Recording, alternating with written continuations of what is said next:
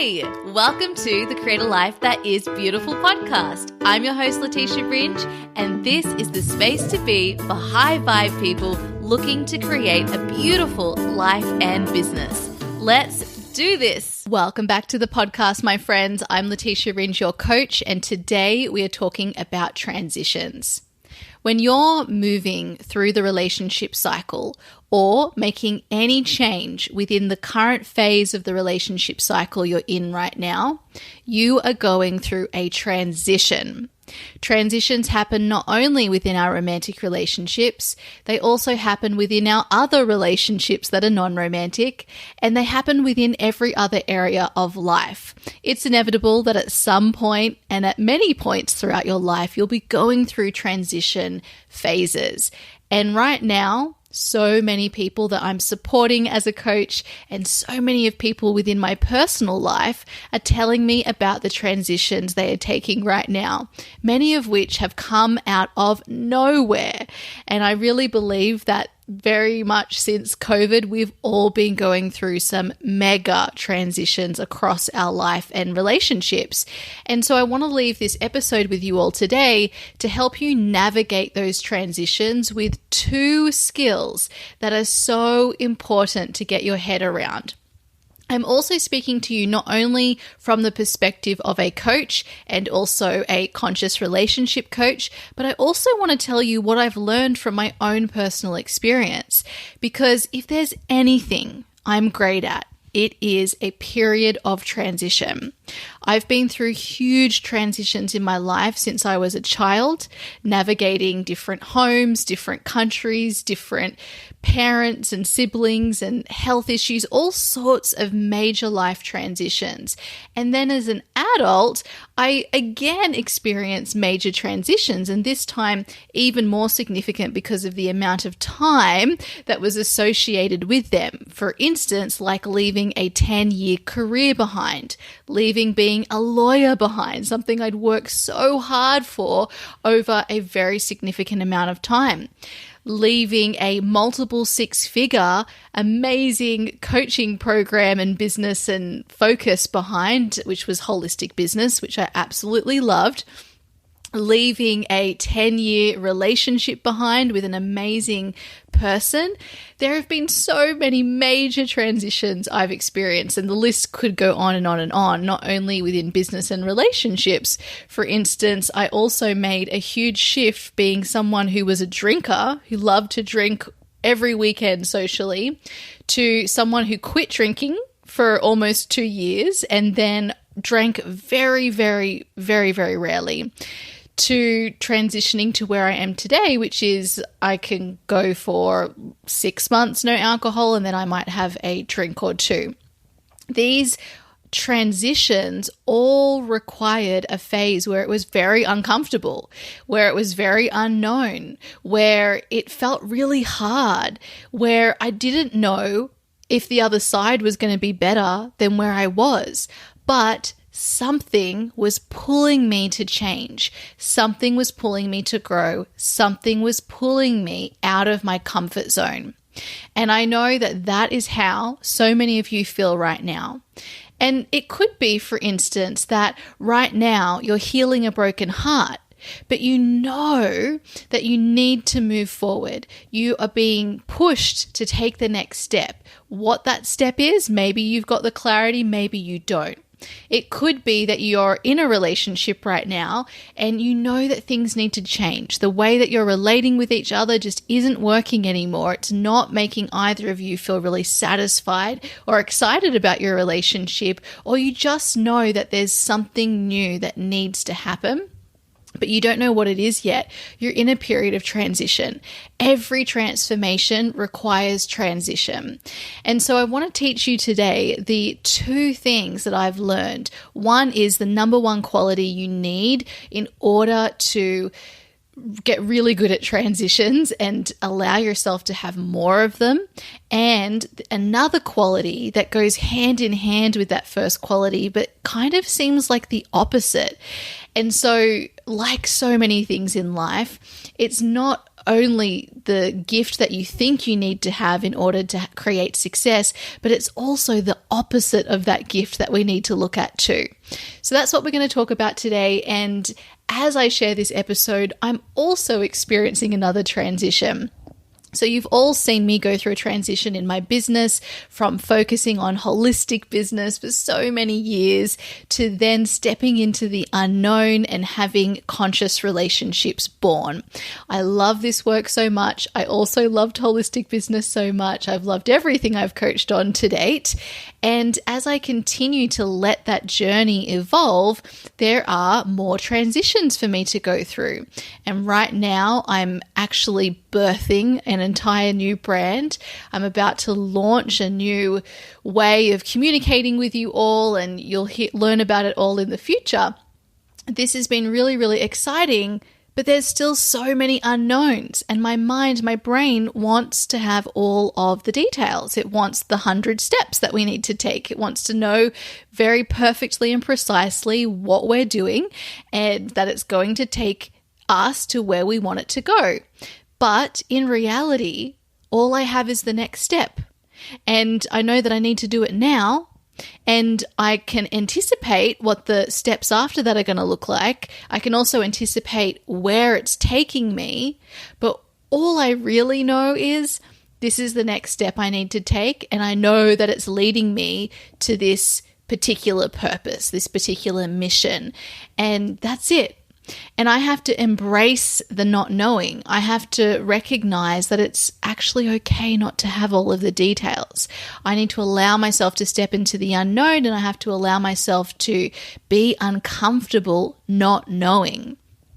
So I'm also about to transition physically from Sydney, Australia, back overseas. I'll share all of the details in another episode. And so there's a lot of newness happening, a lot of change, a lot of growth, a lot of evolution. So it's the perfect time to talk about this subject. All right, so what is the number one quality to be successful in any transition across your life and within your relationships? That quality is expanding your capacity to sit with discomfort, the unknown, and downturns. Let's talk about this a little bit more. So when you're going through a transition phase, usually there is some sort of discomfort happening because you're leaving a comfort zone into something new and unfamiliar. This means discomfort and unknown are very much connected. And with that, usually there will be some sort of downturn. If you just think about healing a broken heart, that has so much amazing growth. So many people who go through a broken heart, i.e. you've just broken up and now you're focusing on yourself and before you get into dating again, that period is one of the most transformational periods in the whole relationship cycle.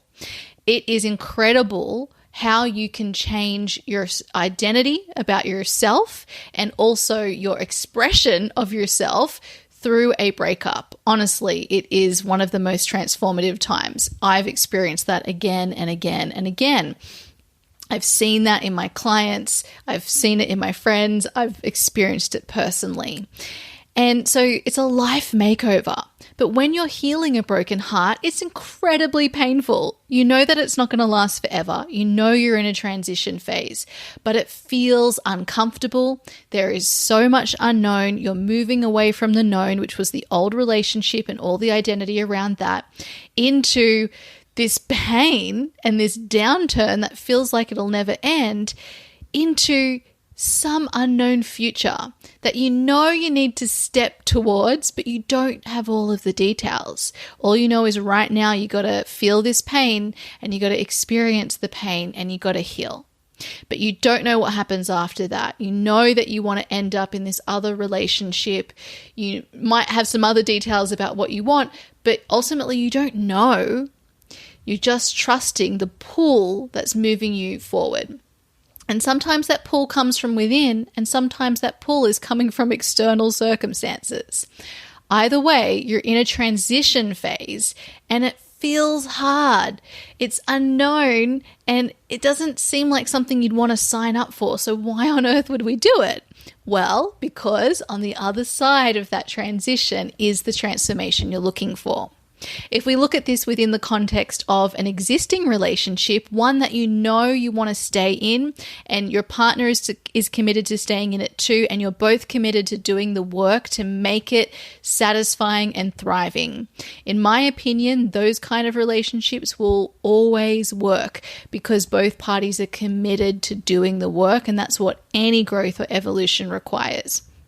So, you know things need to change, but the way you've been relating with each other to date, everything that worked once before is no longer working in the same way. It's so hard to change those habits, especially when you're both reinforcing them together. That's why for some people they say, well, I'll just break up and find another relationship because this is too hard. What you can learn through learning how to change habits within a relationship is going to give you so much growth because it is hard. That's how you want to think about these things. Well, if it's hard, that means I'm going to learn a lot and I'm going to grow stronger. So that's not a reason not to do it. It's a reason to do it. So you know things need to be different. You know it's not working anymore, but it once was. That's really sad because it was working and now it's not. But you know you need to change because you're both committed to moving forward and to living from a place of possibility and really self-leadership. So you're going to step into the unknown. You don't know what's going to work yet. And you're also going to be in discomfort. And you're going to go through the messy middle, which will feel more like a downturn than an upturn. If we think about this outside of relationships, you're in a business and you're going through a transition, like take me, for instance. So many of you have written to me and said, I just want to say thank you so much for being an example of someone who is gracefully transitioning their coaching focus within their business. Well, behind the scenes, through that whole process of transition, I was in discomfort, not wanting to let go of the old, not wanting to step into the unknown. It feels like a downturn. I spent almost a whole year not enrolling anyone, not doing any marketing, not creating any content, which is something that I usually absolutely love. I put everything on hold to create space just because I knew I needed to, but I didn't know where it was taking me. I just trusted it was taking me ultimately towards where I needed to go. And then that's where clarity arrived for me, that they were the right steps for me. But all I had was the one step and then the next step. I didn't know it would be almost a whole year. All I knew is I needed to stop and pause now. And then I needed to pause the next thing and the next thing. And then it continued. In hindsight, it all makes sense. And I probably would have allowed that transition a lot sooner had I had all of that clarity. However, at the time, I don't. And so it's unknown and it's scary and it feels like a downturn. It feels like something is going wrong. Your capacity to allow yourself to be in discomfort, to be in the downturn, and to be in the unknown is what will allow your success, because it's what ultimately will allow you to move forward through the transition and then ultimately reap the transformation that you enter. So we transition in so many ways throughout our life, but we will also avoid it. The more you can embrace your capacity to sit with the discomfort, the unknown, and the downturn, the better you will fare, and it is what will lead to success because you'll actually stay committed to moving forward. So that's the first quality, and don't underplay it. And the question I suggest you ask yourself is, how can I personally expand my capacity to be with discomfort, the unknown, and downturns? One more example before we move on is right now we're going through an economic downturn. In business, your business will go up and down. In your career, it will go up and down. There'll be highlights, there'll be times where everything is working, and then there will be times where the things that were working before stop working. When I was doing holistic business coaching, this is primarily what I was supporting people with through coaching them to stay with it, coaching them not to give up, coaching them to keep taking the actions even though they're not seeing the results yet. This is really difficult because your mind wants to go back to comfort. But where it was comfortable, it was also uncomfortable, and we forget that when we step into the transition. So, how can I expand my capacity to be with discomfort, the unknown, and within a downturn? It's inevitable. It's inevitable on the path of success. Everyone who's experienced any kind of success is experiencing downturns. They're experiencing transitions. They're experiencing the unknown. They're experiencing discomfort. And as a result, they're experiencing transformation. I think sometimes in this world of coaching and personal development, we do all of these things because we think we're going to get out of that cycle. We think, oh, I'm going to do it perfectly, which means I'll have like no challenges, no frustrations, no growth point, no sitting in fear and feeling uncomfortable. But honestly, that will be with you the entire way. Instead, what you get is better at being with all of that, accepting all of that along the journey. The second point I wanted to leave you with today is one that I really just couldn't get my head around. It was a really big aha moment for me. So when we look at that first quality, your ability to sit with discomfort, the unknown, and the downturn, that is all about commitment. And by now, hopefully, we all know that commitment is what creates any level of success. If you want to create a change, if you want to create something, you've got to be committed to it. And you've got to be more committed to it than the way you've been living to date, the way you've been relating with each other to date. This is why I talk a lot about how to move from unconscious commitment to conscious commitment, because everything in your life and your relationship, everything you're experiencing, the good and bad, you are unconsciously committed to that on some level. If you want to create changes, you got to step into conscious commitment where you're using the prefrontal cortex of your brain to decide what you're going to create and commit to. And then you're relating with commitment from that conscious place rather than letting your unconscious, which is all about the familiar, drive you. So we know commitment's really, really important, but also what slows down your transitions is your inability to let go when you need to let go. This is where I have most recently struggled the most. When I was moving in business from holistic business into conscious relationships, and when I was moving from my 10-year relationship into not being in a relationship, I held on for dear life because I'm very proud of being committed. I've cultivated commitment. In my 20s, I've always been quite committed, I would say. I'm very self-motivated, but I've also had to do a lot of work on commitment to cultivate that. And that's why I attract a lot of people who want to work with me who don't find commitment as easy, right? Like they want more of what I have, and then I help them to have a better relationship with commitment. But on the other side of commitment, the dark side of that gift of commitment is you probably find it difficult to let go. And that has certainly been my experience. Now, it's great in some contexts, but in other contexts it's not, especially when you're going through a transition.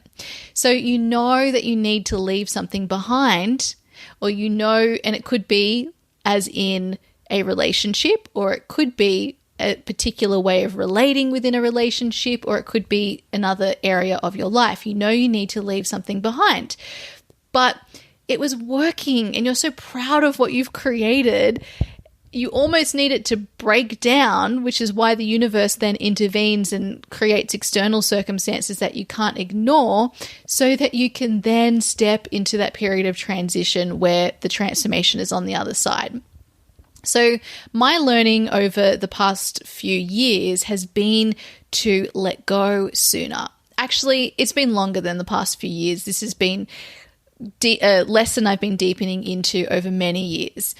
And what I've learned is I have to have just as good a relationship at letting go when I know I need to let go of something as I do with being committed.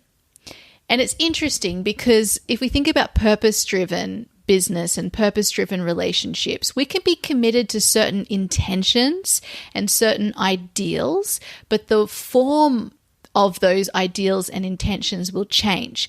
But I think we all get really hung up on the form, the how. This is how I'm going to achieve that.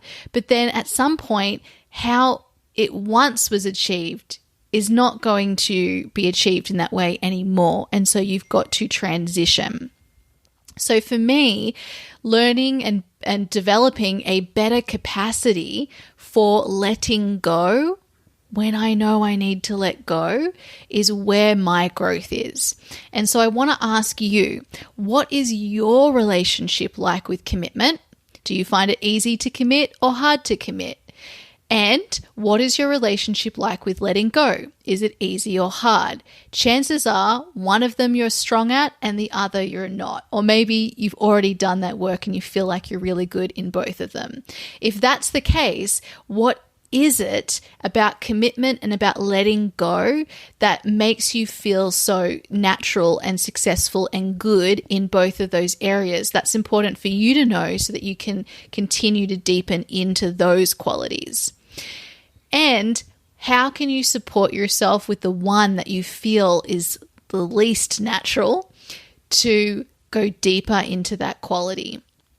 So if I can sum up today's episode, when it comes to transitions, whether it's moving through different phases of the relationship cycle so that you're moving from where you are right now to where you want to be or closer to where you want to be, or you're going through a transition within the cycle, the phase of the cycle you're in right now, you need to expand your capacity to be with discomfort, the unknown, and downturns.